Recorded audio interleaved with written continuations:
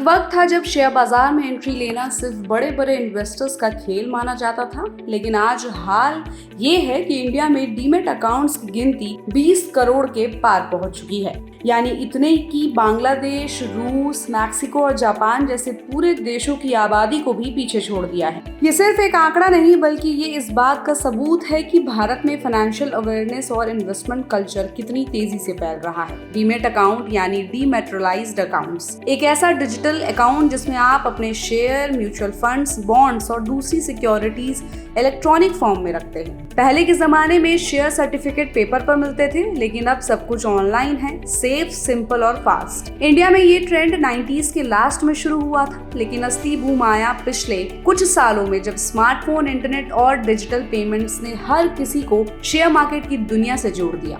Number गवाह है इस बदलाव की, क्योंकि 2024 में डीमैट अकाउंट्स ने 20 करोड़ का आंकड़ा क्रॉस कर लिया। बस 2019-20 में ये संख्या करीब 4 करोड़ 10 लाख थी, और कोरोना के बाद तो मानो इन्वेस्टमेंट का ज्वार आ गया। लोग घर बैठे बैठे ट्रेडिंग एप्स पर अकाउंट खोलने लगे, म्यूचुअल फंड, SIPs स्टार्ट करने लगे और IPOs में निवेश करने लगे। इस एक्सप्लोजन के पीछे सिर्फ रिटेल इन्वेस्टर्स नहीं, बल्कि गवर्नमेंट की नीतियां, सेबी के रेगुलेशंस और ब्रोकरेज फर्म्स के लो कॉस्ट मॉडल्स का भी बड़ा हाथ है। डीमैट अकाउंट्स का ये उछाल सिर्फ मार्केट ग्रोथ का संकेत नहीं देता, बल्कि इकोनॉमी के डीप लेवल बदलाव को दिखाता है। पहले भारत में सेविंग्स का मतलब था फिक्स डिपॉजिट, गोल्ड या फिर प्रॉपर्टी, लेकिन अब लोग अपने पैसे को शेयर मार्केट और इक्विटी बेस्ड इंस्ट्रूमेंट्स में डाल रहे हैं, जो लंबे समय में न सिर्फ बेहतर रिटर्न देता है, बल्कि कंपनियों को भी ग्रोथ कैपिटल प्रोवाइड कराता है। ये ग्रोथ सिर्फ मेट्रो सिटीज तक लिमिटेड नहीं है। टियर 2 और टियर 3 शहरों में भी लोग डिजिटल ऑनबोर्डिंग के जरिए डीमैट अकाउंट खोल रहे हैं। स्टॉक ब्रोकरेज एप्स ने KYC प्रोसेस को इतना आसान कर दिया है कि अब अकाउंट खोलने में मिनटों का समय लगता है और ट्रेडिंग शुरू करने में कुछ ही क्लिक। लेकिन यहाँ एक दिलचस्प बात है,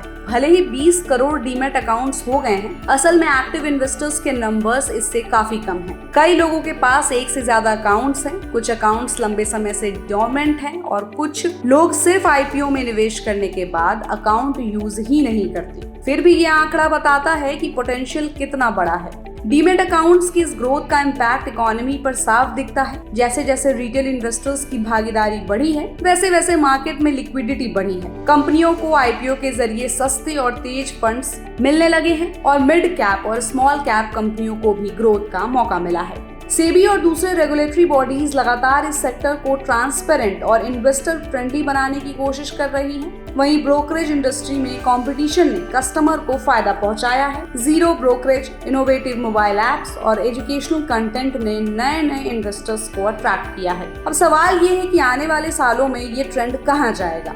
डीमैट अकाउंट्स का 20 करोड़ का आंकड़ा इंडिया की फाइनेंशियल जर्नी का नया चैप्टर है, और जब जनता का ये भरोसा शेयर मार्केट पर बना रहेगा, तो ना सिर्फ स्टॉक मार्केट बल्कि पूरी इकोनॉमी की रफ्तार बढ़ेगी। आप इस खबर पर क्या सोचते हैं? हमें अपनी राय कमेंट बॉक्स में दें, और ऐसे ही अपडेट्स के लिए keep watching and subscribe good returns.